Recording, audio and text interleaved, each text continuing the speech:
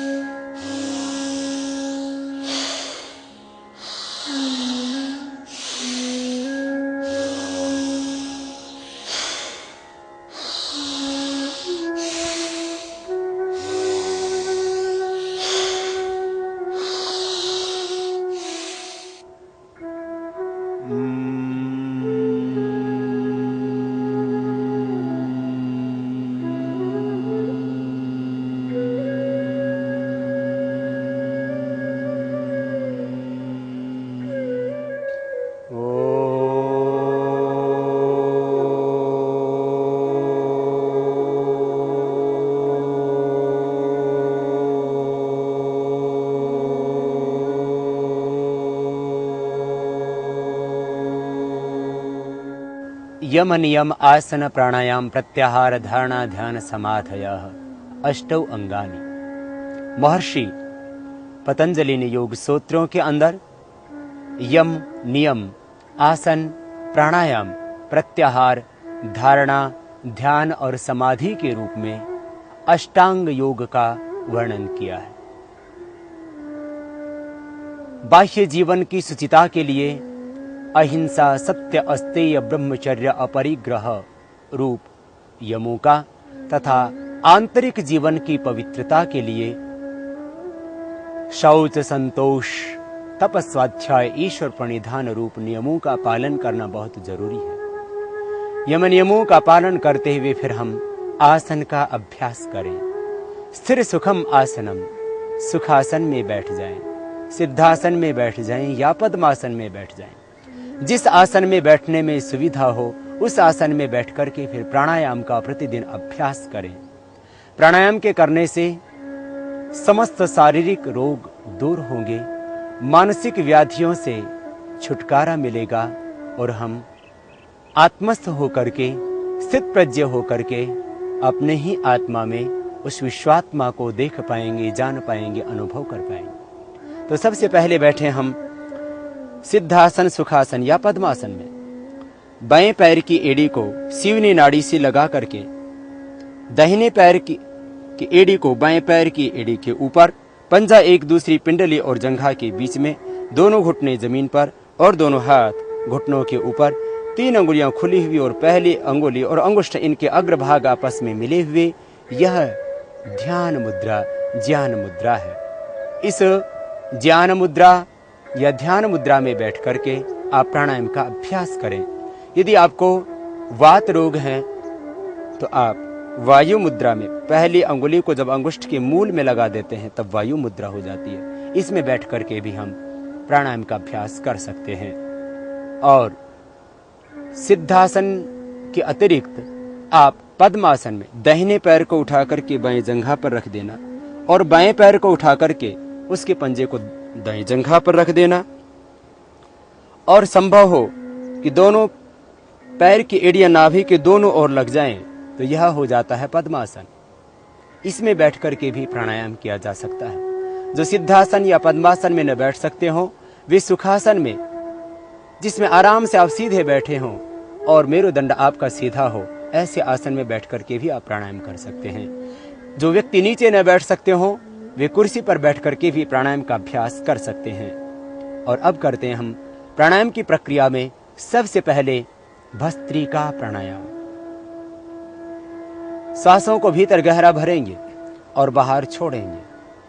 प्रसन्नता से, आनंद से, शांत चित्त होकर के धैर्य से सांसों को भीतर गहरा भरना, फेफड़ों तक, डायफ्राम तक, पेट में नहीं भरना। पेट में कोई भी ऐसा ऑर्गन नहीं है, कोई भी ऐसी ग्रंथि नहीं है आपके उदर के अंदर जो ऑक्सीजन को अवशोषित करती हो। इसलिए ऑक्सीजन को एब्जॉर्ब करते हैं हमारे फेफड़े, हमारे लंग्स। इसलिए सांसों को भीतर गहरा फेफड़ों में ही भरना, पेट में नहीं। सांसों को गहरा भरेंगे भीतर, पवित्रता, दिव्यता, शक्ति, ऊर्जा, पवित्रता का आधान करते हुए गहरे सांस भीतर भरें और बाहर छोड़ें।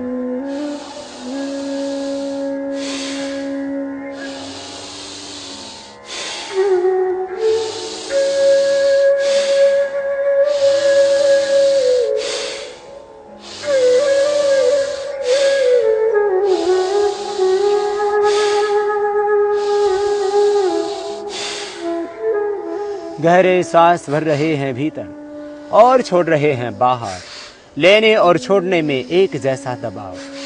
पूरी शक्ति के साथ सांसों को भीतर गहरा भरें और छोड़ते समय पूरा सांस बाहर छोड़ें। मन में एक प्रसन्नता और आनंद का भाव, एक प्राप्ति का भाव कि इस ब्रह्मांड की जितनी भी दिव्य शक्तियां हैं, ऊर्जा है, पवित्रता है, आरोग्यता है, जो भी शुभ है इस ब्रह्मांड का, उसको मैं अपने मस्तिष्क में, अपने मन में, अपने प्राण में, अपने आत्मा में, अपने देह में मैं धारण कर रहा हूँ। शुभ का आधान करते हुए, पवित्रता का आधान करते हुए देह में आप कर रहे हैं भस्त्रिका प्राणायाम। किसी तरह का तनाव न हो चेहरे के ऊपर। प्रसन्नता से, सहजता से, एकाग्रता से, भावपूर्णता के साथ। जैसे आपको कुछ प्राप्ति होती, उपलब्धि होती है जीवन में, तो कैसी प्रसन्नता होती है, खुशी होती है, इसी तरह का एहसास प्राणायाम करते समय आपके चेहरों पर हो। जब जब थकान लगे तब तब बीच में विश्राम कर लें, फिर दोबारा से करेंगे।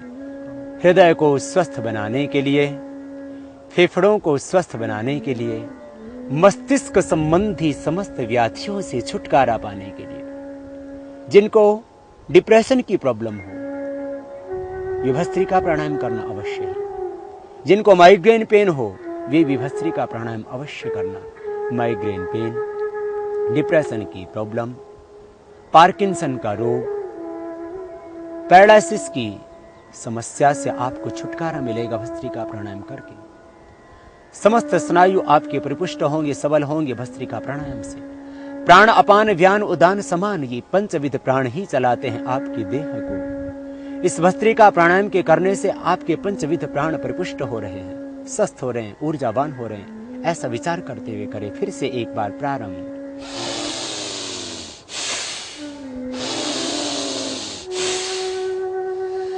मेरा प्राणमय कोश परिपुष्ट हो रहा है, सबल हो रहा है, ऊर्जावान हो रहा है। प्राण, अपान, व्यान, उदान और समान, ये पंचविध प्राण परिपुष्ट हो रहे हैं, सबल हो रहे हैं। मेरा बॉडी का जो ऑरा सिस्टम है वो स्ट्रांग हो रहा है। मेरा देह है ज्योतिर्मय, तेजोमय, आभामय हो रहा है। अपने आप को दिव्य आभा से, दिव्य ज्योति से, दिव्य प्रकाश से, दिव्य ज्ञान से, दिव्य आलोक से, ईश्वरीय शक्ति से ओतप्रोत अनुभव करते हुए करना इस प्राणायाम को। इस प्राणायाम के करने से व्यक्ति की आभा बढ़ती है। हमारा जो आभा मंडल है उसका विस्तार होता है। जो हमारी इथिकल बॉडी की जो एनर्जी है, जो ऊर्जा है, जो ओरा है, वो इससे स्ट्रांग होती है।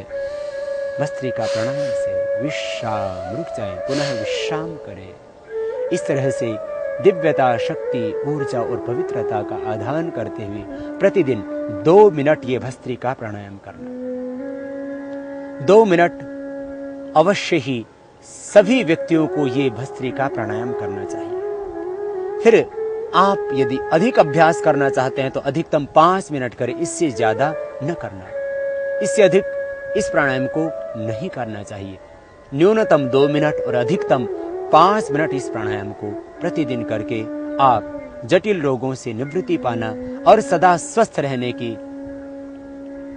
एक ऊर्जा पाना इस प्राणायाम को करके। क्योंकि प्राणायाम केवल रोगी व्यक्तियों के लिए नहीं, जो व्यक्ति प्राणायाम करते हैं वे जीवन में कभी रोगी होते ही नहीं। इसलिए रोगी और निरोगी सभी को ये भस्त्रिका प्राणायाम 2 मिनट अवश्य ही करना चाहिए। और अब हम करेंगे कपालभाति प्राणायाम। भस्त्रिका में हम श्वासों को भर रहे थे और छोड़ रहे थे। कपालभाति में खाली छोड़ना है श्वासों को बाहर।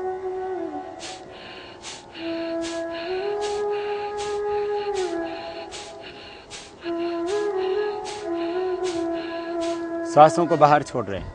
और जब श्वासों को बाहर छोड़ते हैं तो उदर का आकुंचन होता है सहज, पेट जाता है अपने आप अंदर। प्रयत्न पूर्वक श्वासों को बाहर छोड़ना, पेट अपने आप जाएगा अंदर। जैसे वॉमिटिंग होता है तो कैसे आपका पेट अंदर खींच जाता है, जैसे आप नाक साफ करते हैं तो कैसे पेट खींचता है। सांस को बाहर ही धक्का देना, पूरे प्रयत्न से, पूरी शक्ति से। एक ही विचार, एक ही संकल्प कि मैं श्वास को बस बाहर छोड़ रहा हूं। और जैसे आप श्वास को बाहर छोड़ते हैं तो पेट अपने आप जाता है अंदर। होता है कपालभाति प्राणायाम।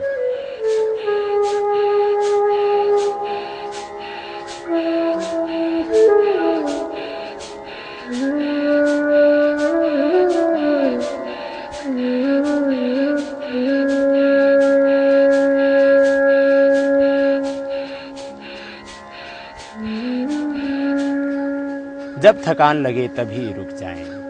प्रारंभ में आप इसको 30 बार ही करें। 30 बार करने पर पूरी तरह से आप थक जाते हैं, फिर विश्राम करें। विश्राम करके दोबारा हम प्रारंभ करेंगे। तो ये कपालभाति प्राणायाम।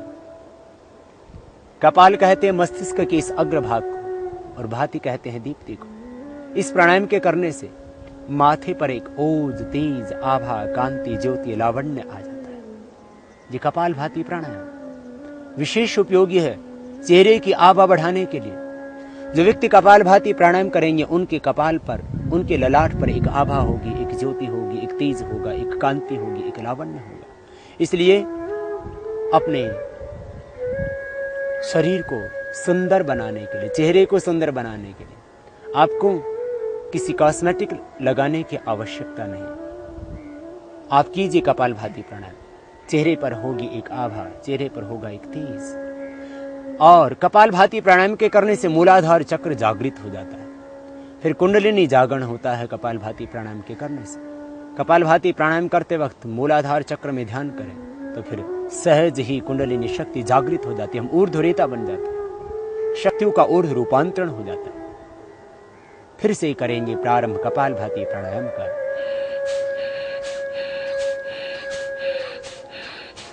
श्वास को पूरी शक्ति के साथ में बाहर छोड़ रहे हैं और मन में है एक संकल्प, एक विचार कि मेरे शरीर में जितने भी रोग हैं, विकार हैं, दोष हैं, अशुद्धियां हैं, सब बाहर निकल रही हैं। शरीर में जब विजातीय तत्व संग्रहित होते हैं तभी रोग पैदा होते हैं। आप कपालभाति प्राणायाम को करते समय मन में विचार करें कि मेरे शरीर में जितने भी टॉक्सिन्स हैं, ऑक्सीडेंट्स हैं, सब बाहर निकल रहे हैं। जब शरीर में टॉक्सिन्स रहेंगे नहीं, शरीर में जब ऑक्सीडेंट्स रहेंगे नहीं तो व्याधियां कैसे समा सकती हैं देह में। इसलिए विचार करें, शरीर की जितनी भी नेगेटिव एनर्जी है सब बाहर निकल रही है। रोग, विकार, दोष बाहर निकल रहे हैं। चित्त में भी जो जन्म जन्मांतरों के अशुभ विचार थे, संस्कार थे, वे सब बाहर निकल रहे हैं।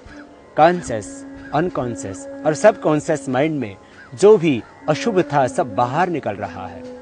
जब थक जाएं तभी रुक जाएं। अपनी शक्ति का अतिक्रमण न करें, फिर से विश्राम करें बीच में एक बार। जिनको हार्ट की प्रॉब्लम हो, जिनको हाई ब्लड प्रेशर हो, उच्च रक्तचाप के रोगियों को और हृदय रोगियों को मध्यम गति से इस प्रकार से करना चाहिए ये प्राणायाम।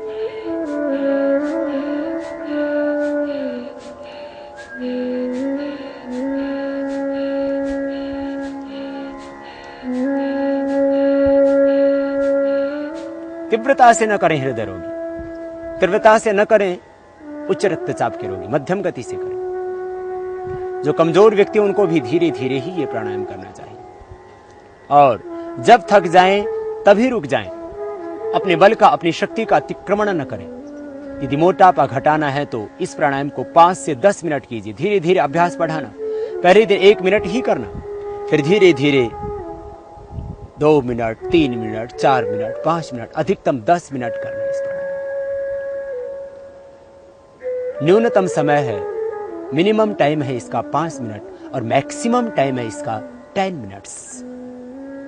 इसलिए इस प्राणायाम को जो व्यक्ति मोटापा घटाना चाहते हैं, जो व्यक्ति पेट को सदा स्वस्थ रखना चाहते हैं, जो कब्ज से छुटकारा पाना चाहते हैं, जो गैस्ट्रिक और एसिडिटी से छुटकारा पाना चाहते हैं, जो सिरोसिस ऑफ लिवर की प्रॉब्लम से छुटकारा पाना चाहते हैं, जो हेपेटाइटिस बी को मिटाना चाहते हैं, भी इस प्राणायाम को अवश्य ही 5 से 10 मिनट धीरे धीरे बढ़ाना अभ्यास।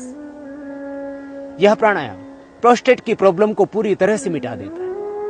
कपालभाति प्राणायाम के करने से यूट्रस की गांठें भी डिजोल्व हो जाती हैं। बहुत अद्भुत है ये प्राणायाम। इसलिए मैं कहा करता हूं, धरती की संजीवनी है कपालभाति प्राणायाम। जो व्यक्ति स्वस्थ रहना चाहते हो और जो व्यक्ति जटिल रोगों से छुटकारा पाना चाहते हो, कोई भी रोग हो, धरती का कोई भी रोग ऐसा नहीं है जो कपालभाति से ठीक न होता हो।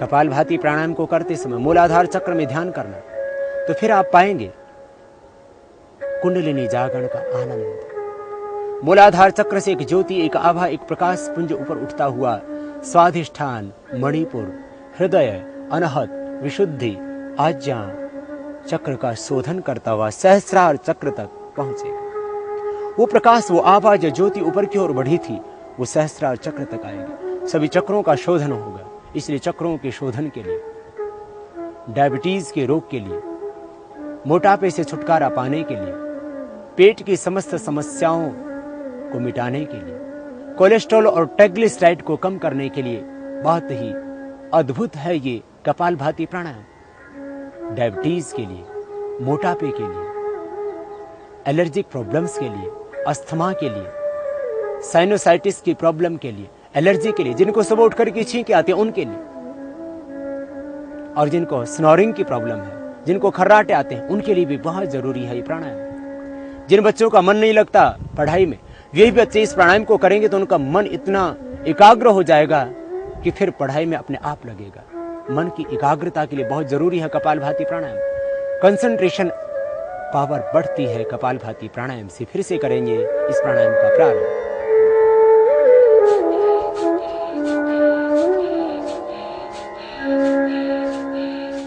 सांसों को बाहर छोड़ रहे हैं, पेट अंदर जा रहा है। सांसों को बाहर छोड़ते हुए करना, यूं नहीं करना, ये गलत हो जाएगा। सांसों को बाहर छोड़ना, तब अपने आप होगा सहज। कंपवात जैसे रोग से भी छुटकारा मिलता है इस प्राणायाम से। समस्त वात व्याधियां परीक्षण होती हैं। वात, पित्त और कफ तीनों दोषों का बैलेंस हो जाता है। समदोषाः समग्नि समधातु मरक्यः प्रसन्न आत्मा इंद्रिय मनः स्वस्थित्य विधीयते। पूर्ण स्वस्थता पाते हैं इस कपालभाति प्राणायाम के द्वारा। समदोष हो जाते हैं, समग्नि हो जाती है, धातुएं सम हो जाती हैं, मल का विसर्जन ठीक से होने लगता है, शरीर की सारी क्रियाएं अपने आप व्यवस्थित हो जाती हैं। आपके चेहरे पर एक प्रसन्नता आती है, मन में एक आनंद आता है, उत्साह आता है, जीवन में एक दिव्यता आती है। प्रसन्न आत्मा इंद्रिय मन। इस कपालभाति प्राणायाम के करने से एक प्रसन्नता, एक आनंद आपके जीवन में आएगा। आप पूर्ण स्वस्थता पाएंगे कपालभाति प्राणायाम से। विश्राम पुनः हो जाए। यह हुआ कपालभाति प्राणायाम। धरती की संजीवनी है कपालभाति प्राणायाम। आतुरों के लिए, रोग से पीड़ित व्यक्तियों के लिए, चाहे किसी को कैंसर है, चाहे किसी को हेपेटाइटिस बी है, चाहे किसी को एड्स की प्रॉब्लम है, सबके लिए जरूरी है ये प्राणायाम। और सब रोगियों के ऊपर एक एक पर नहीं, लाखों लाखों व्यक्तियों पर प्रयोग करके हमने पाया है कि कपालभाति के बराबर न कोई दूसरी औषध है, न कोई दूसरी योग की विधा है। इसलिए हम कपालभाति प्राणायाम को विशेष रूप से कराते हैं। और योग के मनुष्यों ने षटकर्म में भी इसका वर्णन किया। धोतिर्बस्ति तथा नेति त्राटकम नोलिकम तथा कपाल भातिश्च एतानि षटकर्माणि प्रचक्षते। यह है कपाल भाति। कपाल भाति को अवश्य ही 5 मिनट तो कम से कम जरूर करना। आपको भोजन मिले या न मिले, आप नाश्ता करें या न करें, लेकिन कपाल भाति प्राणायाम को अवश्य करना। कपाल भाति प्राणायाम आपके जीवन का एक संकल्प होना चाहिए। आप प्रतिज्ञा करें कि मैं कपाल भाति प्राणायाम बिना किए भोजन नहीं करूंगा, कपाल भाति करके ही भोजन करूंगा, कपाल भाति करके ही नाश्ता करूंगा, उसके बिना मैं नाश्ता नहीं करूंगा, मैं भोजन नहीं करूंगा। फिर देखना, जिंदगी में कभी आपको कोई भी रोग नहीं हो सकता। लाखों रुपए की बचत होगी, शरीर आपका स्वस्थ होगा, भगवान का दिया हुआ ये देह रूपी मंदिर फिर देवालय बनेगा। ये देह देवालय है। लोग कहते हैं शरीर व्याधि मंदिरम, अपने आप ही घड़ लेते मंत्र। कौन से शास्त्र में लिखा है शरीर व्याधि मंदिरम? ये देह तो देवालय है, भगवान का घर है। आप कपाल भाति प्राणायाम करना और इस देह को देवालय बनाना, फिर भीतर से अपने आप को जानना, अपने आप को पाना, फिर अपने ही इस अंतर में उस ब्रह्म को पाना। एकाग्रता मिलेगी, ध्यान में गहरे उतरेंगे कपाल भाति प्राणायाम से। फिर से एक बार करेंगे और फिर आगे बढ़ेंगे।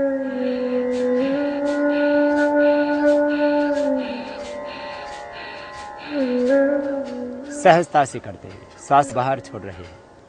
माताओं को यूट्रस की कोई भी प्रॉब्लम है इससे मिटेगी। ट्यूब्स बंद हैं तो खुल जाएंगी इससे। यूट्रस के अंदर गांठें हो गई तो इससे अपने आप डिजोल्व हो जाएंगी। मैंने देखा है कैंसर तक की गांठें इससे पिघलती है। एक भाई को कैंसर की गांठें होगी गले में, 10 दिन प्राणायाम किया, गांठें 1/4 रह गई। बहुत अद्भुत है ये प्राणायाम। बस एक ही विचार कि शरीर के टॉक्सिन्स, ऑक्सीडेंट्स, रोग, विकार, दोष, अशुद्धियां सब बाहर निकल रही है। जब सारे दोष, सारी अशुद्धियां, सारे विकार जब बाहर निकल गए तो फिर आप रह जाते हैं केवल पवित्र, शुद्ध, बुद्ध, निर्मल, चैतन्य, आनंदमय भाव में आप अवस्थित हो जाते हैं। यह हुआ कपाल भाति प्राणायाम। और अब करेंगे बाह्य प्राणायाम। कपाल भाति प्राणायाम के बाद में 3 बार बाह्य प्राणायाम करना और बाह्य प्राणायाम करके समस्त उदर रोगों से निवृत्ति पाना, हर्निया के रोग को मिटाना। हर्निया पूरी तरह से मिट जाता है बाह्य प्राणायाम के करने से। धातु संबंधी व्याधियां मिट जाती हैं। पेशाब से संबंधित जितने भी रोग हैं वो खत्म हो जाते हैं। प्रोस्टेट की प्रॉब्लम पूरी तरह से दूर हो जाती है बाह्य प्राणायाम के करने से। ऊर्ध्वरेता बनता है व्यक्ति बाह्य प्राणायाम करके। जो हम कपाल भाति प्राणायाम करते हैं तो उससे मूलाधार चक्र की शक्ति जागृत होती है और उस जागृत भी शक्ति का ऊर्ध्व आरोहण करते हैं हम बाह्य प्राणायाम करके। जिनको हार्ट की प्रॉब्लम हो वे इस बाह्य प्राणायाम को न करना, जिनका बीपी बहुत हाई रहता हो वे भी न करना। यदि दवा लेने से आपका बीपी नॉर्मल रहता है तो आप 10-15 सेकंड एक बार में इस प्राणायाम को कर सकते हैं। अधिकतम 11 बार, बहुत अभ्यास लंबा करना हो तो 21 बार भी किया जा सकता है। आम व्यक्ति को, सामान्य व्यक्ति को ये कम से कम 3 बार अवश्य ही करना चाहिए। श्वासों को अंदर भरेंगे, श्वास अंदर भरने के बाद फिर बाहर छोड़ देंगे। 3 बंध लगेंगे, ठोड़ी को कंठकूप में लगाएंगे, पेट को सिकोड़ के पीठ से लगा देंगे, नाभि से नीचे वाले भाग को ऊपर खींचेंगे। ठोड़ी को कंठकूप में लगाना जालंधर बंध कहलाता है। पेट को सिकोड़ के पीठ से लगा देना उड्डयन बंध कहलाता है। और नाभि से नीचे वाले भाग को ऊपर खींच के रखना ये मूल बंध कहलाता है। श्वास को बाहर छोड़ने के बाद में, रेचक करने के बाद में ये 3 बंध लगेंगे। योग में श्वास को अंदर भरना पूरक कहलाता है, बाहर छोड़ना रेचक कहलाता है। बाहर का बाहरी रोक देना बाह्य कुंभक कहलाता है और अंदर भर के अंदर रोक देना ये आभ्यंतर कुंभक कहलाता है। बाह्य प्राणायाम करते हुए हम रेचक करेंगे और बाहर ही रोक देंगे श्वास को और 3 बंध लगाएंगे। फिर जालंधर बंध को हटाते हुए श्वास को अंदर भरेंगे और 3 बंधों को छोड़ देंगे। फिर से श्वास बाहर निकालेंगे और 3 बंध लगाएंगे। इस प्रकार से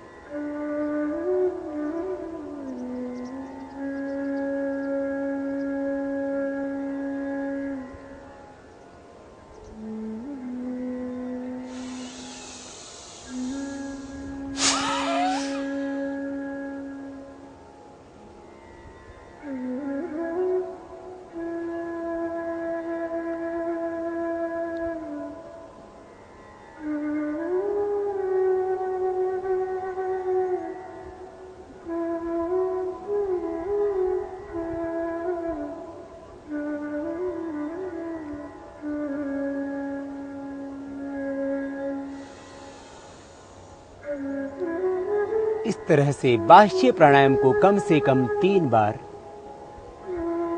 से लेकर के 5 बार तक रोज करना। और यदि आप अभ्यास बढ़ाना चाहते हैं तो धीरे धीरे अभ्यास बढ़ाइए और 11 बार तक, और शीतकाल में आप इसको 21 बार तक कर सकते हैं। सामान्य प्रक्रिया 3 से 5 बार की है बाह्य प्राणायाम की। यूट्रस के लिए विशेष उपयोगी होता है बाह्य प्राणायाम। जिन माताओं बहनों का यूट्रस बाहर निकलता हो या ट्यूब्स बंद हो, उनके लिए भी विशेष उपयोगी है बाह्य प्राणायाम। हर्निया के रोगियों के लिए विशेष उपयोगी है बाह्य प्राणायाम। साथ ही समस्त उदर रोगों से छुटकारा दिलाता है बाह्य प्राणायाम। बाह्य प्राणायाम करने के बाद में अब हम करेंगे अनुलोम विलोम प्राणायाम। हमारे शरीर के अंदर 72 करोड़ 72 लाख 10,210 नाड़ियां हैं। उन समस्त नाड़ियों का शोधन होगा अनुलोम विलोम प्राणायाम के द्वारा। वाम और दक्षिण, बाएं और दाहिने नाक का आलंबन लेके हम करेंगे अनुलोम विलोम प्राणायाम को। बाएं को ही चंद्र स्वर और दाहिने को सूर्य स्वर कहते हैं योग शास्त्र में। बाईं नाड़ी को इड़ा नाड़ी और दाहिनी को पिंगला नाड़ी कहते हैं। दाहिने हाथ को ऊपर उठाएं, दाईं नासिका को बंद करें, चंद्र स्वर से प्रारंभ करेंगे। इसी को, चंद्र को ही गंगा और सूर्य को ही यमुना और मध्य को सरस्वती कहते। गंगा यमुना सरस्वती त्रिवेणी सब भीतर ही है। दाहिने नाक को बंद किया, बाएं से श्वास को भीतर भरे धीरे धीरे। पूरा श्वास भीतर फेफड़ों में भर गया। अब बाएं को बंद करें बीच की मध्यमा और अनामिका उंगली से, और दाएं से बाहर छोड़ें। अब दाएं से अंदर भरें और दाएं नाक को बंद करें, अंगूठे के माध्यम से बाएं से बाहर छोड़ें। अब बाएं से लें, दाएं से बाहर छोड़ें, दाएं से लें, बाएं से बाहर छोड़ें, बाएं से लें, दाएं से बाहर छोड़ें, दाएं से लें, बाएं से बाहर छोड़ें। ये क्रमबद्धता चलती रहे।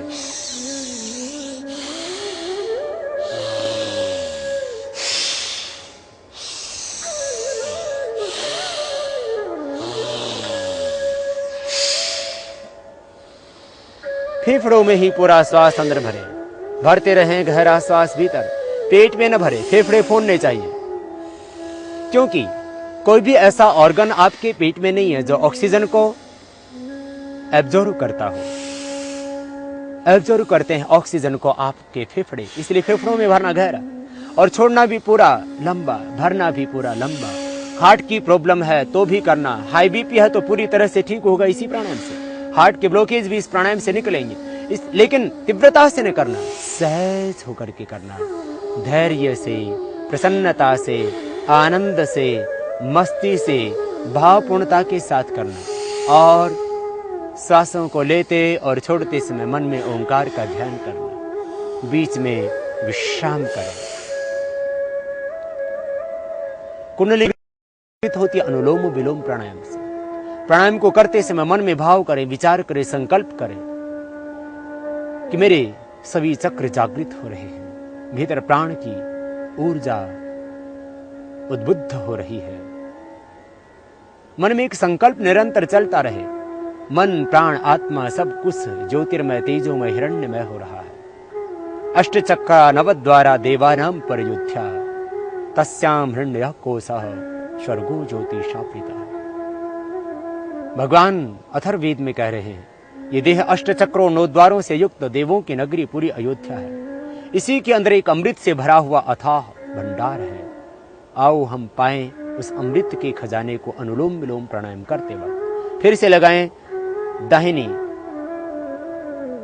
नासिका के ऊपर दाएं हाथ के अंगूठे को और बाएं से श्वास को भीतर भरें और बाएं को बंद करके फिर दाएं से बाहर छोड़ दें। फिर दाएं से भरें, बाएं से बाहर छोड़ दें।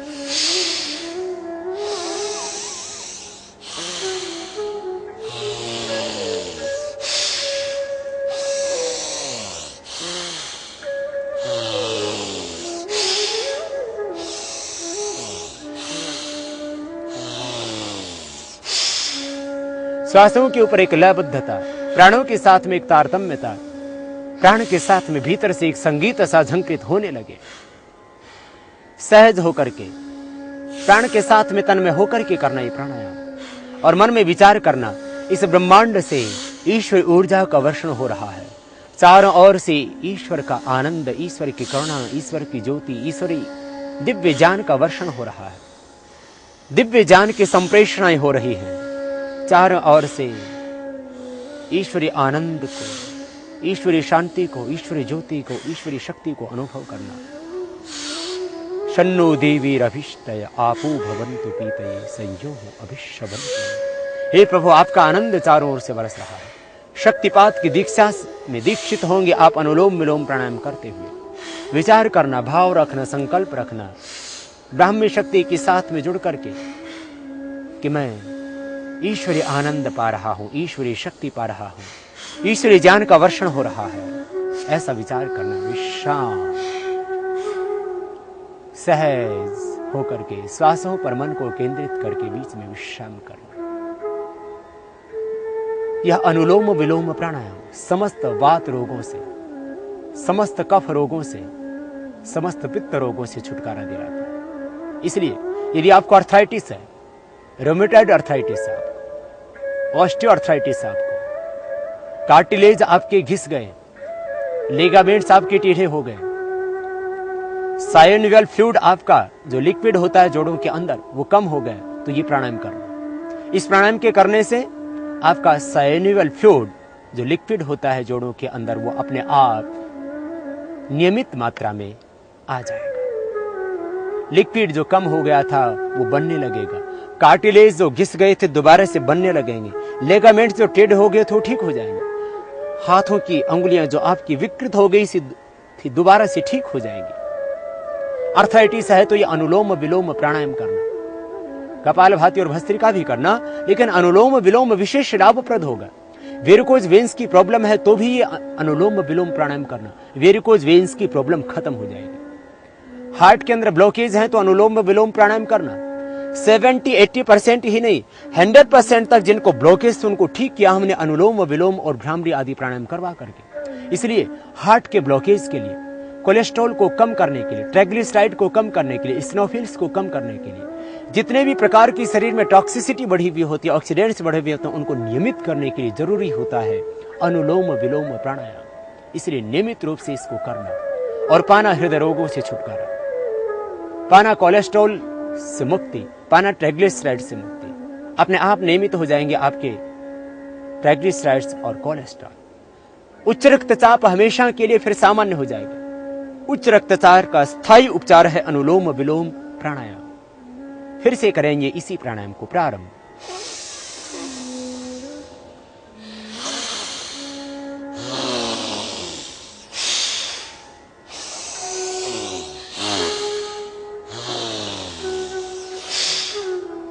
बाएं से लेना निरंतर, दाएं से छोड़ना, फिर दाएं से लेना और बाएं से छोड़ना। निरंतर एक क्रम जारी रखना, सहजता से, प्रसन्नता से, एक दूसरे के विरुद्ध नासिका से, एक दूसरे के एंटीनोस्ट्रल से, इस तरह से करना ये प्राणायाम अनुलोम विलोम। और पाना फिर समस्त रोगों से छुटकारा। स्नायु तंत्र परिपुष्ट होगा, स्वस्थ होगा। पार्किंसन का रोग मिटेगा इस अनुलोम विलोम प्राणायाम से।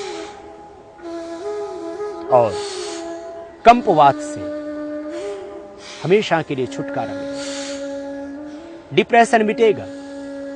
डिप्रेशन का एकमात्र यदि कोई समाधान है तो वह है प्राणायाम। अनुलोम विलोम प्राणायाम कीजिए, डिप्रेशन से छुटकारा मिलेगा। माइग्रेन पेन आपका सदा के लिए ठीक हो जाएगा। मस्तिष्क के स्नायु के अंदर आए हुए ब्लॉकेज दूर हो जाएंगे। इसलिए मैं कहता हूं इससे पैरालिसिस ठीक होता है, कंपवात ठीक होता है। मस्तिष्क संबंधी जितने भी व्याधियां हैं, हृदय संबंधी जितने भी व्याधियां हैं, अस्थमा की problem, sinus, sinusitis, allergy problem, छींके आना, स्नोरिंग की प्रॉब्लम, सबसे छुटकारा मिलेगा अनुलोम विलोम प्राणायाम से। बीच में विश्राम करते रहें और विश्राम करके श्वासों पर ध्यान दें। हर एक श्वास के साथ में ओंकार का ध्यान करते हुए अनुलोम विलोम तो ध्यानात्मक दृष्टि से भी विशेष उपयोगी होगा अनुलोम विलोम प्राणायाम। ओम ओम का जप, ओम का ध्यान सांसों के साथ हो।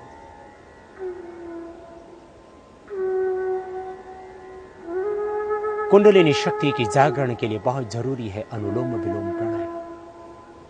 अनुलोम विलोम प्राणायाम के करने से मूलाधार चक्र में सन्निहित दिव्य शक्ति का ऊर्ध्व रूपांतरण हो जाता है।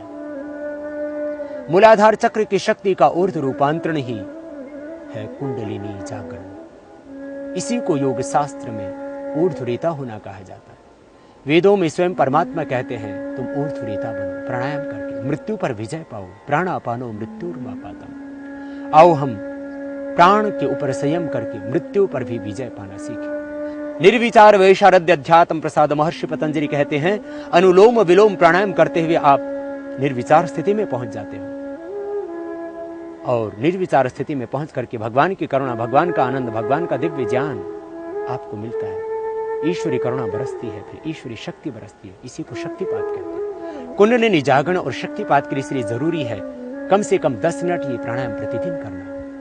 और महर्षि पतंजलि इससे आगे कहते हैं कि जब तुम निर्विचार स्थिति में पहुंच करके प्रज्ञा प्रसाद पाते हो तो फिर क्या होता है, ऋतंभरा तत्र प्रज्ञा, वह ऋतंभरा प्रज्ञा मिल जाती है। जीवन का सत्य बोध होता है, जीवन का सारा असत, जीवन का सारा तमस मिट जाता है, अंतस पवित्र हो जाता है।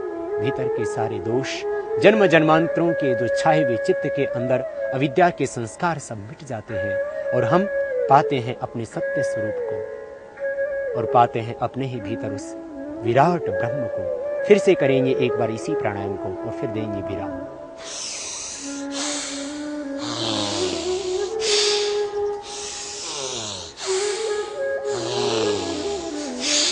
विश्राम। और अब सहज होकर के, अंतर्मुख होकर के, स्थित प्रज्ञ होकर के आज्ञा चक्र में मन को केंद्रित करते हुए, मन तो अपने आप ही सहज एकाग्र हो जाता है प्राणायाम से। आज्ञा चक्र में मन का निग्रह करते हुए आप करेंगे भ्रामरी प्राणायाम, ब्रह्म का आह्वान। मन में विचार करना ओंकार विश्व नियंता शक्ति, ओंकार सच्चिदानंद स्वरूप परमात्मा। ओंकार का ध्यान करते हुए आज्ञा चक्र में मन एकाग्र रखते हुए नाद में उच्चारण करेंगे ओंकार का। मुख बंद रहेगा, नासिका से श्वास लेना और नासिका से भ्रमर की तरह ध्वनि करते श्वास को बाहर छोड़ना है। कान बंद होंगे, अंगूठों के माध्यम से कान के ऊपर जो भाग ऊपर उठा हुआ है उस ढक्कन से भाग को अंदर दबाएंगे, बंद कर देंगे, और पहली उंगली रखेंगे माथे पर, शेष 3 उंगलियां मिली हुई, और नासिका के और आंख के मूल में यहां पर पहली उंगली को लगा देंगे। बीच वाली उंगली जो है उसको इस तरह से लगाएं। 3 उंगलियां मिली हुई, इनमें से जो पहली उंगली है उसको आंख और नाक का यहां पर जो मूल भाग है यहां पर हल्का सा लगा करके दबाइए, और आज्ञा चक्र में मन को रखेंगे केंद्र। तो आज्ञा चक्र में एक आभा, एक ज्योति पुंज, एक प्रकाश पुंज स्वतः आपको दिखाई देगा, और उस दिव्य आभा में, उस प्रकाश पुंज में, उस दिव्य आलोक में, उस दिव्य ज्योति में आप समाहित से हो जाएंगे। ओंकार आनंदमय, ज्योतिर्मय, तेजोमय, शांतिमय। उस भगवान का आनंद, उस भगवान की करुणा, उस भगवान का दिव्य ज्ञान मुझ पर बरस रहा है चारों ओर से।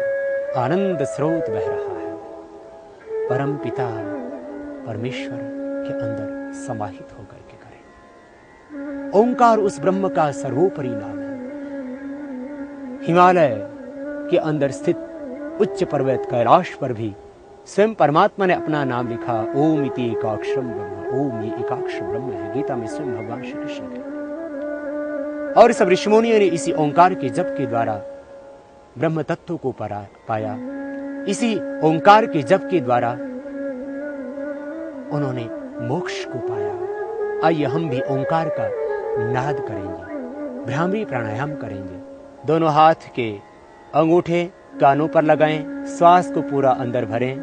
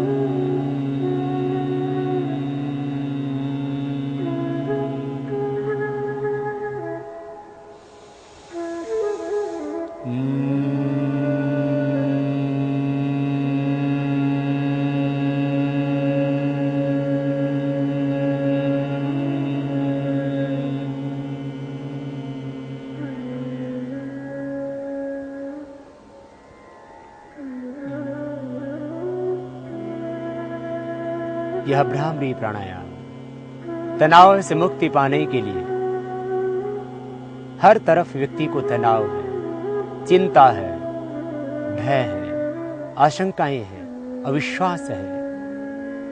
तनाव 3 ही कारणों से मुख्य रूप से होता है। व्यक्ति को अपने शरीर की व्याधियों से तनाव हो जाता है, स्वयं के कारण से तनाव, अथवा अपने संबंधियों के कारण से तनाव, या अपने व्यापार से तनाव। किसी भी तरह का तनाव है, आप ओंकार का नाद में इस तरह से भ्रमर की तरह ध्वनि करते हुए भ्रामरी प्राणायाम कीजिए। तनाव से पूरी मुक्ति मिलेगी आपको। फिर आपको हाइपरटेंशन भी नहीं होगा। उच्च रक्तचाप के रोग को यदि आप स्थायी रूप से ठीक करना चाहते हो तो भ्रामरी प्राणायाम करना, और यदि आप चाहते हो हृदय रोगों से बचना तो भी भ्रामरी प्राणायाम करना। उच्च रक्तचाप के लिए, हृदय रोग के लिए, हार्ट के अंदर आए हुए ब्लॉकेज को दूर करने के लिए बहुत ही उपयोगी है यह भ्रामरी प्राणायाम। समस्त प्रकार के जो तनाव हैं उनसे छुटकारा दिलाता है आपको भ्रामरी प्राणायाम। प्रातः उठकर के करना, सायंकाल सोते वक्त भी इसको करना। हर एक व्यक्ति के लिए बहुत जरूरी है भ्रामरी प्राणायाम का करना।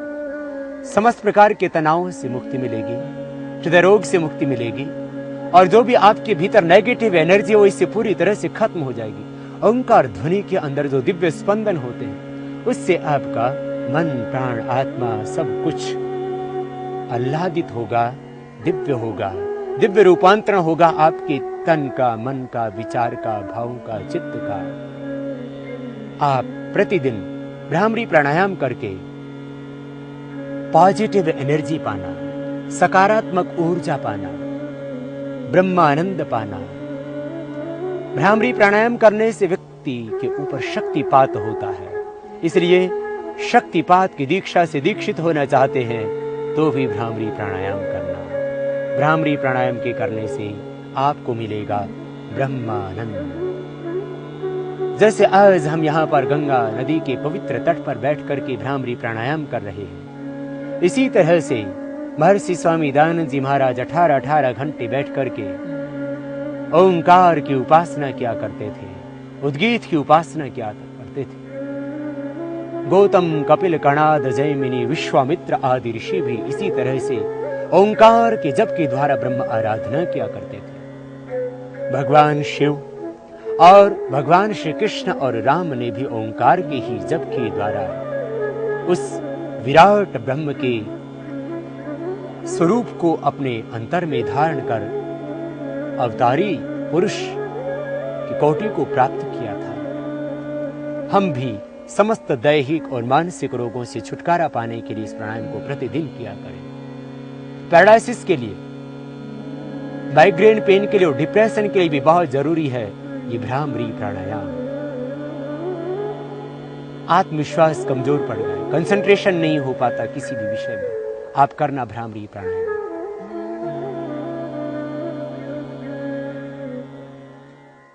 अब हम करेंगे उद्गीत प्राणायाम, ओंकार का उच्चार।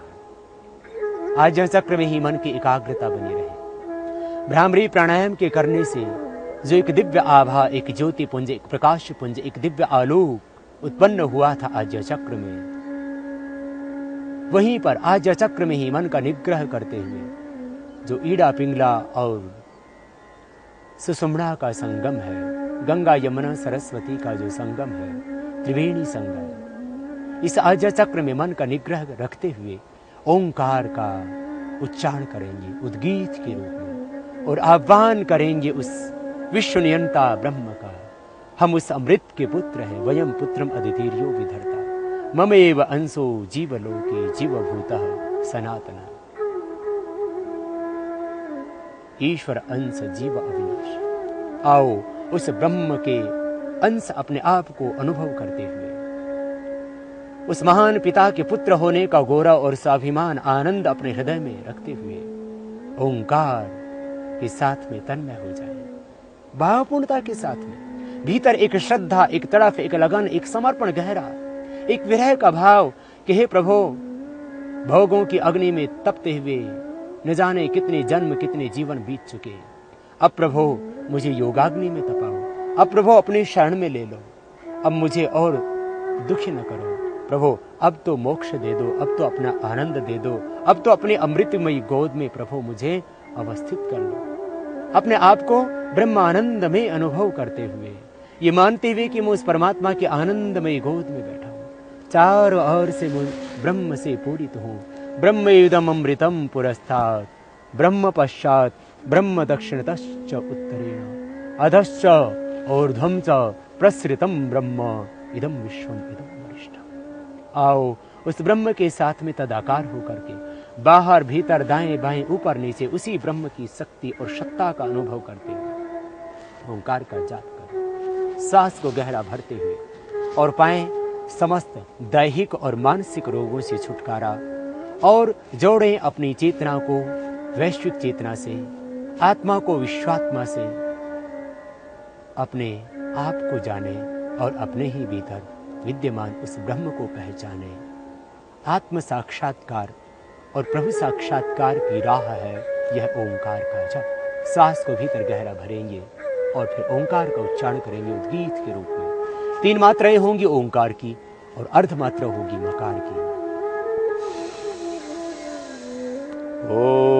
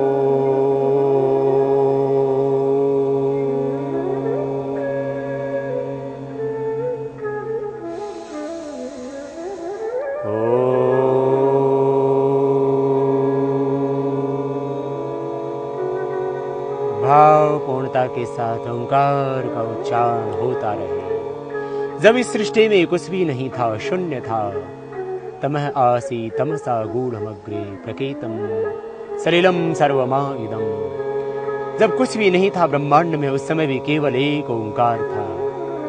जब सब कुछ प्रलय हो जाता है, कुछ भी शेष नहीं रहता ब्रह्मांड में, उस समय भी केवल एक ओंकार ही शेष रहता है। इसलिए सारा ब्रह्मांड ओंकार में है, ये पिंड भी ओंकार में है।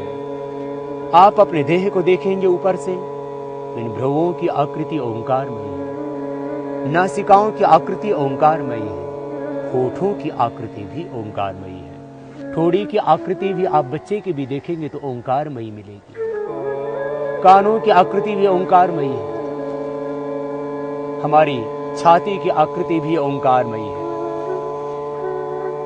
पसलियों की आकृति भी ओंकारमयी है, गले की आकृति भी ओंकारमयी है। ऊपर से देखें देह को, नीचे से देखें देह को, ये सारा पिंड और ये समस्त ब्रह्मांड सब ओंकार में है। इसलिए चारों ओर स्वयं को ओंकार से ओतप्रोत जानना। मैं जहां भी हूं परमात्मा में हूं, ओंकार में हूं। मेरे दाएं बाएं ऊपर नीचे बाहर भीतर सब जगह है। दाएं बाएं ऊपर नीचे बाहर भीतर एक ही ओंकार है, एक ही ब्रह्म है, एक ही परमेश्वर। चारों ओर उस ब्राह्मी सत्ता के साथ में ओतप्रोत होकर के ओंकार का जप करना, और तब तक करना जब तक कि थक न जाओ। और ओंकार का जप करते करते ओंकार मय न हो जाओ। उपासना का यही अर्थ है। भगवान का स्तवन करने से भगवान से प्रीति, प्रार्थना से अहंकार की समाप्ति, अहंकार का विसर्जन, और उपासना से ब्रह्म के साथ में तादात्म्य भाव। यथा नद्यः संदमानाः समुद्रे अस्तं गच्छन्ति नाम रूपे विहाय, तथा विद्वान् नाम रूपाद् मुक्तः परात् परं पुरुषमुपैति। दिव्य जैसे सारी की सारी नदियां गंगा यमुना सरस्वती बहती हुई समुद्र में जाकर के अपना नाम और अस्तित्व समाप्त कर देती हैं, सागर रूप हो जाते हैं। आओ हम भी उस ब्रह्म की ओर बहें। बहुत जन्मों तक बह करके देखा दुनिया में, बहुत जन्मों तक तप करके देखा भोगों की अग्नि में, मिला रोग, मिली अशांति, मिले दुख। आओ अब योगाग्नि में तपे और बहे ब्रह्म की ओर। दुनिया के बहाव में भये तो मिली अशांति। आओ अब इन नदियों की भांति सिंधु की ओर बहे, अपने आत्मा को विश्वात्मा की ओर बहा दें और परात् परम पुरुषम उपैति दिव्यम, उस दिव्य पुरुष से, उस ब्रह्म पुरुष से जुड़ जाए। इस तरह से आनंद पाए, ब्रह्मानंद पाए। चारों ओर से एक गहरा समर्पण। मैं जहां भी हूं ब्रह्म में हूं, मैं जो भी हूं ईश्वर की कृपा से हूं। मैंने जो पाया तन मन धन रूप यौवन, ये जन्म और जीवन सब कुछ ब्रह्म का है। एक गहरा समर्पण।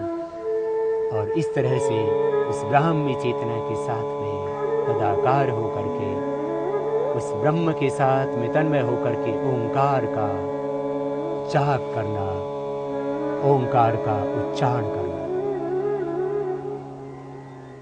साक्षी भाव से सांसों को देखना। मंद मंद सांस जो जा रहे हैं बाहर से भीतर, गहरा अनुभव करना सांसों। और जो प्रश्वास अंदर से बाहर निकल रहे हैं उनको भी सूक्ष्म रूप से अनुभव करना। प्राण के साथ प्रणव की आराधना करते हुए, प्रणव की उपासना करते हुए, प्राणों के साथ मन का निग्रह करते हुए जब हम प्रणव का ध्यान करेंगे तब समाधिस्थ होंगे। योग का रहस्य यही है। प्राणायाम के करने से हमारा मन जहां एकाग्र हो जाता है, हम मन के दासत्व से मुक्ति पाते हैं, मन के विजेता बन जाते हैं। वही ओंकार के ध्यान से फिर सारी मानसिक भावों से ऊपर उठ करके आत्मिक भाव में अवस्थित हो जाते हैं और आत्मा ब्रह्म में अवस्थित हो जाता है। योग की सहज सी परिभाषा और योग की सहज सी अनुभूति आप कर रहे हैं। प्राणायाम किया तो इंद्रियों का निग्रह हो गया स्वतः मन में। इंद्रियां जब अपने विषयों से अवरुद्ध होकर के मन में अवस्थित हो जाएं तो यह हुआ प्रत्याहार। हमने सहज अनुभव किया इसका। इंद्रियां अवरुद्ध हो गई थी मन में, और मन का जब निग्रह हो जाता है प्राण के साथ तब हो जाती है धारणा, और प्राण का निग्रह हो जाता है जब आत्मा के साथ तब हो जाता है ध्यान, और आत्मा का जब लय हो जाता है विश्वात्मा में तब होती है समाधि की स्थिति। इंद्रियों का मन में लय होना प्रत्याहार, मन का प्राण के साथ में लय होना धारणा, और प्राण का आत्मा में लय होना ध्यान, और आत्मा का विश्वात्मा में लय होना ये समाधि तक की सहज यात्रा हम करते हैं प्राणायाम के द्वारा। इसलिए प्राणायाम से जहां हमें शारीरिक रोगों से, मानसिक संतापों से मुक्ति मिलती है, वहीं पर हमें आत्मानंद मिलता है। हम समाधि तक की यात्रा करते हैं प्राणायाम के द्वारा। ततः क्षयति प्रकाश श्रवणम, मन के ऊपर आया हुआ असत अविद्या तमस का आवरण हट जाता है प्राणायाम से, ऐसा महर्षि पतंजलि कहते हैं। और जब भीतर का सारा समस्त आवरण हट जाता है तब हम जुड़ जाते हैं ब्रह्म के साथ, तब हम जुड़ जाते हैं अनंत के साथ, विश्वात्मा के साथ, वैश्विक चेतना के साथ। तब आत्मा उस ब्रह्म के साथ में एकाकार हो जाता है। यो सौ आदित्य पुरुषः सोहमस्मि। आओ उस ब्रह्म के साथ में प्रतिदिन तादात्म्य भाव से जुड़ने के लिए, तदाकार वृत्ति होने के लिए, तद्रूप होने के लिए, तन्मय होने के लिए प्रतिदिन इस तरह से प्राणों के साथ प्रणव का ध्यान करें। जब भी अकेले में हो तब प्राण के साथ प्रणव का ध्यान करें। जब भी सोएं तब शयन करते समय भी प्राणों के साथ प्रणव का ध्यान करें। निद्रा भी फिर योग निद्रा हो जाए। जब भी आप कहीं शांत एकांत स्थान में बैठे हो तब भी प्राणों के साथ प्रणव का ध्यान करना। जीवन फिर दिव्य होगा, आप जीवन मुक्त होकर के जीवन जिएंगे। थायराइड की समस्या और उसके लिए उपचार, योग में क्या साधन हैं जिनके द्वारा आप थायराइड की समस्या का कोई स्थायी समाधान ढूंढ सकते हैं। क्योंकि जो आज मॉडर्न मेडिकल साइंस में थायराइड के लिए अल्ट्रोक्सिन आदि दवाएं ली जाती हैं, उनको जिंदगी भर लेने के बावजूद भी व्यक्ति स्वस्थ नहीं हो पाता। थायराइड के लिए दवा ली जा रही है, थायराइड का फंक्शन थोड़ा कंट्रोल में रहता है, लेकिन फिर भी उस अल्ट्रोक्सिन पर इतने साइड इफेक्ट आ जाते हैं कि व्यक्ति निराश हो जाता है, परेशान हो जाता है और थायराइड के कारण होने वाले शरीर के अंदर जो विकार हैं उनसे संतप्त हो जाता है। तो आपको हम योग की उन क्रियाओं का अभ्यास बताते हैं जिनको करके आप थायराइड के रोग से सदा के लिए मुक्ति पा सकते हैं। तो चलिए आज चर्चा करते हैं इस थायराइड के संबंध में। आपको थायराइड की प्रॉब्लम है तो उसके लिए सबसे पहले आप अपने आहार को थोड़ा नियंत्रित करें, खट्टी चीज़ों को खाना बंद करें, तली हुई चीज़ें भी बंद कर दें और फिर करें आप उज्जाई प्राणायाम। उज्जाई प्राणायाम के लिए सीधे बैठ जाएं, श्वास को अंदर भरेंगे, गले का आकुंचन करते हुए, गले को सिकोड़ते हुए। जैसे आप मुट्ठी को बंद करते हैं तो आपका पूरा कंसंट्रेशन मुट्ठी पर होता है। इसी तरह से जब आप ये प्राणायाम करेंगे उज्जाई, उस समय आपका पूरा कंसंट्रेशन गले पर हो और गले के अंदर एक आकुंचन हो। और जब गले का आकुंचन करते हुए श्वास को आप भीतर भरेंगे तब एक ध्वनि होगी आपके गले से इस प्रकार की।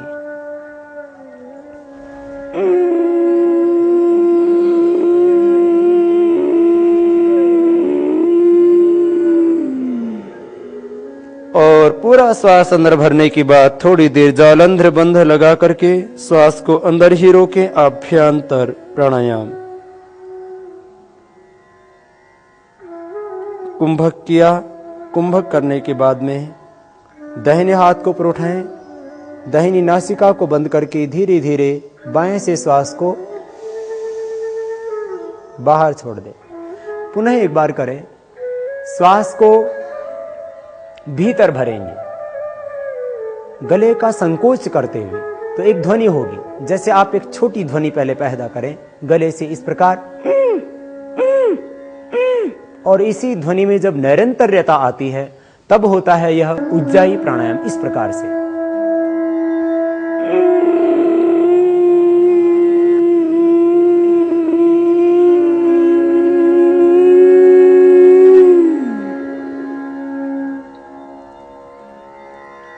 पूरा श्वास जब अंदर भर जाता है तब कुंभक करते हैं जालंधर बंध लगा करके, और यथाशक्ति रोकने के उपरांत फिर दाहिने नासिका को बंद करके बाएं से श्वास को धीरे धीरे बाहर छोड़ देते। इस तरह से किया जाता है ये उज्जाई प्राणायाम। पहले दिन आप 3 बार करें। प्रारंभ में जब आप करेंगे तो गले में थोड़ी खांसी सी होगी। धीरे धीरे जैसे जैसे अभ्यास बढ़ेगा तो आप निर्विघ्नता के साथ कर सकेंगे ये उज्जाई प्राणायाम। 3 बार से लेकर के फिर अभ्यास बढ़ाएं, इसको 11 बार तक करें। वे व्यक्ति जिनको थायराइड की प्रॉब्लम है, इस प्राणायाम के करने से थायराइड की प्रॉब्लम से आपको छुटकारा मिलेगा। साथ ही जिनको रात को खर्राटे आते हैं, बहुत से ऐसे व्यक्ति हैं जो खुद तो चैन से सोते हैं लेकिन पड़ोसी की नींद हराम रखते हैं, उनको भी पूरा लाभ मिलेगा इस उज्जाई प्राणायाम के करने से। उज्जाई प्राणायाम के करने से स्नोरिंग की प्रॉब्लम, खर्राटे की समस्या पूरी तरह से खत्म हो जाती है और गले से संबंधित अन्य व्याधियां, कफ और एलर्जिक प्रॉब्लम भी दूर होती है। अस्थमा में भी लाभ करता है उज्जाई प्राणायाम और हृदय रोगों के लिए भी लाभप्रद है उज्जाई प्राणायाम। फिर से एक बार देखें, श्वास अंदर भरेंगे, गले से एक आवाज होगी, एक साउंड होगी, एक ध्वनि होगी, इस तरह से।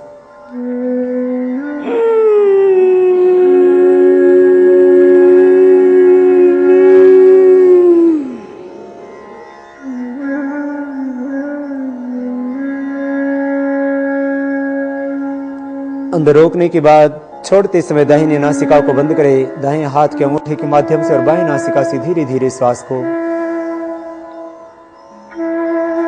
बाहर छोड़ दें। यह हुआ उज्जाई प्राणायाम का अभ्यास। उज्जाई प्राणायाम थायराइड के लिए रामबाण औषध का काम करता है, लेकिन इसको ठीक रीति से करना। श्वास को बाहर निकालते समय जो साउंड होता है, जो ध्वनि होती है, वो ठीक नहीं। श्वास को भीतर भरते समय ध्वनि होगी। यह सम्यक विधि है इस उज्जाई प्राणायाम की। योग व आयुर्वेद के द्वारा असाध्य रोगों का उपचार कर समाज में एक नई क्रांति का सूत्रपात करने वाले सिद्ध योगी स्वामी रामदेव जी महाराज के सानिध्य में होने वाले योग शिविरों में मात्र 1 सप्ताह में प्राणायाम से ही हृदय रोगियों का एंजाइना पेन ठीक हो जाता है तथा निरंतर अभ्यास से हार्ट की आर्टरीज पूरी तरह से खुल जाती हैं। मोटापे से पीड़ित व्यक्तियों का 5 किलो से 10 किलो तक वजन कम हो जाता है तथा दुबले व्यक्तियों का वजन बढ़ जाता है। अस्थमा तथा ब्रोंकाइटिस के रोगी पूर्णतः स्वस्थ हो जाते हैं। डिप्रेशन, बीपी तथा शुगर के रोगी बिना दवा के मात्र प्राणायाम से ही पूर्णतः स्वस्थ हो जाते हैं। आर्थराइटिस, सर्वाइकल स्पॉन्डिलाइटिस, गैस, कब्ज व एसिडिटी आदि सभी रोगों का पूज्य स्वामी जी जहां योग की सहज क्रियाओं से चमत्कारिक उपचार कर रहे हैं, वहीं श्रद्धेय स्वामी जी अपनी आध्यात्मिक ऊर्जा से व्यक्ति के मन, विचार, चिंतन, संकल्प व जीवन का समग्रता से दिव्य रूपांतरण कर रहे हैं। प्राणायाम व ध्यान से लोगों का दृष्टिकोण सकारात्मक हो रहा है। ऊर्जा विहीन निरुत्साही लोगों में नई ऊर्जा, उत्साह व आत्मविश्वास जाग रहा है। साथ ही देश प्रेम व राष्ट्र भक्ति की भावना बढ़ रही है। पूज्य स्वामी जी का मानना है कि योग से यह आर्यवर्त देश पुनः विश्व गुरु के गरिमामय पद पर प्रतिष्ठित होगा।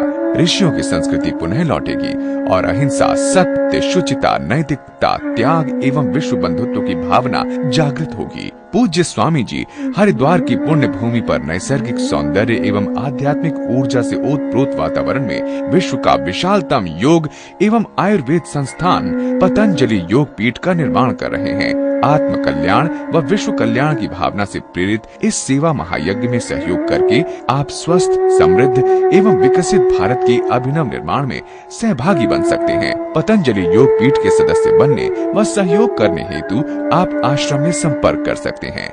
आयुर्वेद के महान मनीषी श्रद्धेय आचार्य बालकृष्ण जी महाराज के निर्देशन में आश्रम के आयुर्वेद शोध संस्थान में न्यूनतम मूल्य पर हिमालय की शुद्ध जड़ी बूटियों से निर्मित उच्च रक्तचाप में स्थायी लाभ देने वाली मुक्तावटी, हार्ट के ब्लॉकेज के लिए हृदयामृत, शिलाजीत, मधुनाशिनी, मेधावटी, कायाकल्पवटी, दिव्य दंतमंजन, दिव्य केश तैल, दिव्य पीड़ांतक तैल, चंद्र प्रभावटी, स्त्री रसायन, यौवनामृत, गैसहर चूर्ण, दिव्य हर्बल टी, अमृत रसायन, दिव्य च्यवनप्राश आदि मुख्य आयुर्वेदिक औषधियों की प्राप्ति तथा आश्रम द्वारा प्रकाशित योग, आयुर्वेद, संस्कृति एवं संस्कारों की संवाहक अनुसंधानात्मक मासिक पत्रिका योग संदेश की सदस्यता हेतु और पूज्य स्वामी जी की योग साधना व योग चिकित्सा तथा प्राणायाम रहस्य पुस्तकों तथा VCD को आप आश्रम से प्राप्त कर सकते हैं।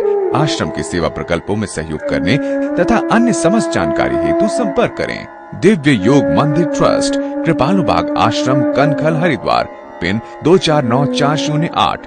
Phone number 01334 244107 240008 246737। Fax 244805। Email divyayoga@rediffmail.com। Website www.divyayoga.com।